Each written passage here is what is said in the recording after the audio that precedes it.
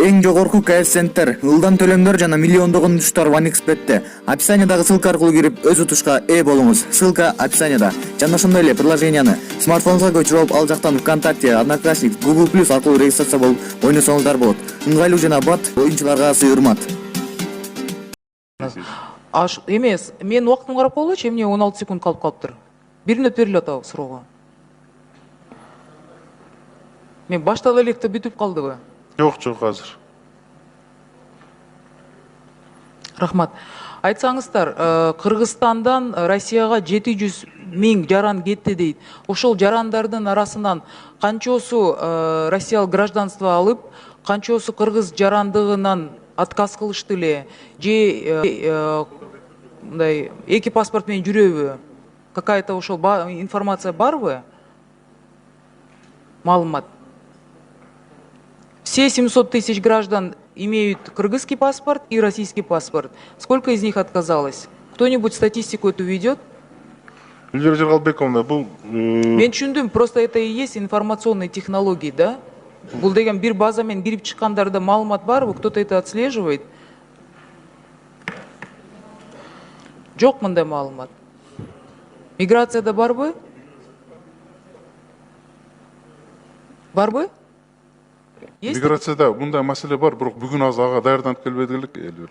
Анда если ошондой маалымат бар болсо мага берип коюңузчу. Беребиз да, анын канча гражданство алган 91-жылдан. Россияда жүргөн 700 миңдин канчосу эки паспорт менен, канчосу российский гражданство алып отказ берди деген маалымат берип коелачы. Түшүндүк. Рахмат. Рахмат, Дастан Эрсбекович.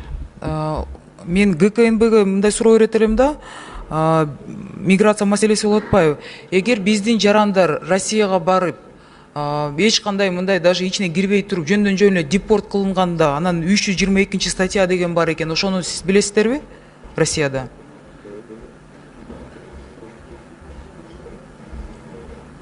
Российский уголовный кодекс? По российскому? Да. В курсе? Я сейчас не знаете, да? Вот представители...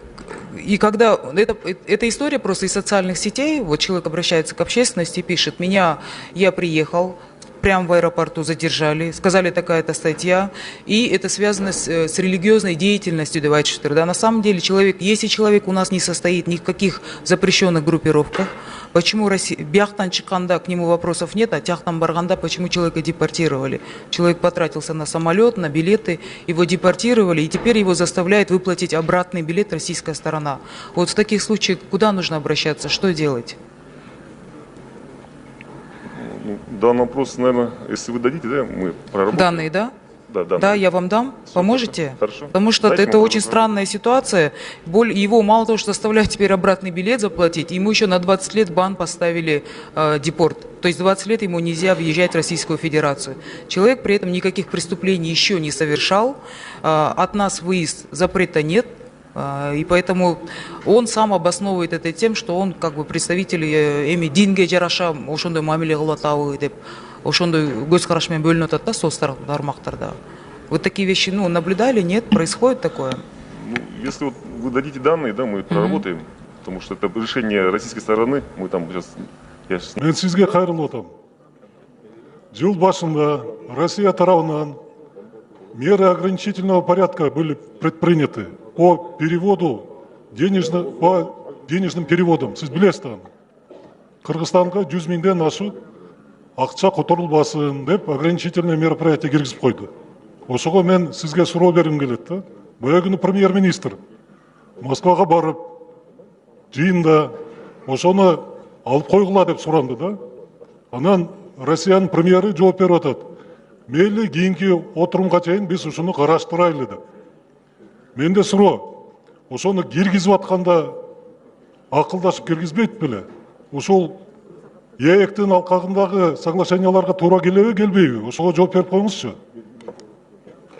Урматтуу Алмазбек Сатыевич, бул маселе юстиция министрлигинин компетенциясына кирбейт экен, менде ал боюнча маалымат жок экен. Может, балким миграция кызматы жооп бере алат, да? Тышкы министр деп, орун басары деп мен кайрылып атам. Тышкы министрдин орун басары бул жерде барбы? Алмаз Сатыевич, ал чакырылбаптыр. Бул жерде анда өкмөттүн өкүлүнө. Алмаз Акунжанович, мен сизге кайрылып кетет элем. Баягы комитетте да айткам. ушуну кийирип атканда, ошондой мераларды кийирип атканда акылдашуунун ордуна киргизип коюп, анан кийин биз кайрылат экенбиз да, анан кийин алар чечет имиш. Ал туура эмес да. Жооп берип коесузбу? Алмазбек Сатиевич, саламатсызбы? Бул маселени өткөндө комитетте билесиз, премьер-министр өз жообун берген. Анан ошол сиз айткан ошол маселени коердон мурун сөзсүз түрдө ошол бизге ошол жакта иштеп аткан министрлерибиз, ошол жакта иштеп аткан департаменттин жетекчилери тиешелүү мамлекеттин деңгээлде эксперттер менен макулдашуу жүргүзүлүш керек эле да. Бул бир чынында айта. Мен ушул сиздин жообуңузду ушуну күткөнмүн да, мен билем мындай жооптучу. Ошого экинчи суроо мендечи. Кандай чара көрдүңүздөр биздин өкүлдөргө, ошо Москвада отурган өкүлдөргө кандай чара көрдүңүздөр? Ушунун алкагында. Ал жөнүндө иш жүрүп атат. Эми мисалы чара көргөндө Качан дайынын айтасыңар? дайынын кийинки заседанияга чейин айтабыз. Кийинки ошол ээптин өзүнүн Мен бүтөм, рахмат. Все, помогите, пожалуйста, да? Хорошо. Спасибо. Рахмат. Рахмат. Башка суроого, талкууга жазылган депутаттар жыйынтыкталды. Урматтуу депутаттар. Биринчи микрофон. Дастан Артышбекович, эми билесиз, биз деген миллионго жакын эмгек мигранттар бар да.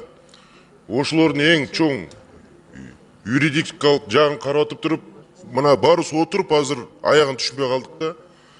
Закон о миграции 46 статья туурабы? Эгер гражданский иск болсо, бирөө сага сен мага акча карсың деп өкмөт сотко кайрылса, ал Кыргызстандан чыга албайт деген ошондой закондо жазылган болчу, туурабы? Конституционный палата чечим чыгарып атат. Ал адамдын укугуна, эркине чек келтирип атат деп аны алкыладып атат. Эми эмнеге келдик? Эми чыга берсе болобу биздин жарандарга? А берки жарандардын укугу кандай болот анда?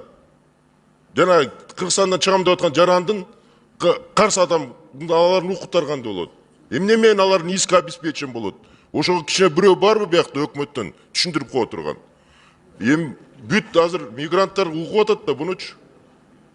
Эмне менен бул мыйзам бүтөт экенчи? Мына 20 киши келип отурат, бирөөсү эң существенный мыйзамга жооп бере албай атат бизге. Урматтуу Умбеталы Токорлович, Конституциялык палатанын чечимине чейин ушул мыйзамдын ченем негизинде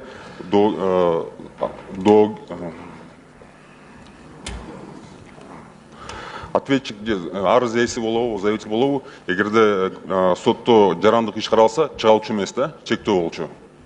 Бирок 2008-жылы май айында Конституциялык палата чечими менен бул ченемди жокко чыгарды десек болот да, Конституцияга ылайык келбейт деп тааныды. Ошондуктан эми тескерисинче ошол эгерде ал доогер заявитель болсо чыгалат да, Кыргыз Республикасынын территориядан чыгалат. Бирок ошол эле учурда бул сотто иш каралып токтоп калбайт да, себеп дегенде институт представительства, мер обеспечения иска, порядок заочного рассмотрения гражданского дела бар да, ошол механизмдер бар, иш карала берет. Мисалы арыз ошол сотко кайрылса, ошол арыз ээсинин укугу бузулбайт, себеп дегенде механизмдер бар да, башка механизмдер. Башка механизмдери бар, туурабы? Карыз болсо дагы сот иши боло берет. Иш боло берет. Ошо сотко берилген киши эгер керек болсо чет өлкөгө чыга берет. Ал кошумча өзүнүн да арызын берип, ошол мүлкүнө дагы арест койгонго укугу да. Ошо экономический исктин негизинде жанагындай арест, имущество счетторуна ошо менен эле ограничение болот. То есть Кыргызстандан чыкканга укугу бар. Укугу бар да бар. Умбеталы Токторалиевич, мен да кошуп коем, өкмөттүн атынан деп сөз болду. Биз мыйзамды аткарып, же болбосо мага комментарий бергенге бере албайбыз, себеби Конституциялык палатанын чечимин биз аткарууга милдеттүүбүз.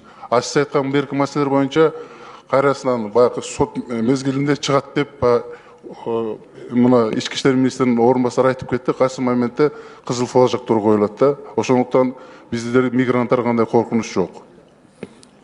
Алмаз Акунжанович, мен ойлойм да, мен абдан мындай бул маселеде эки тарап бар да. Бир тарапты көрдүк, чечилиптир. Ал чыга берсе болот экен. Башка механизмдер менен каралат экен. А бул тарапчы, иск берип аткан тараптын дагы биз эл өкүлү катары сурап коюшубуз керек да. Эл угуп атат да, начы.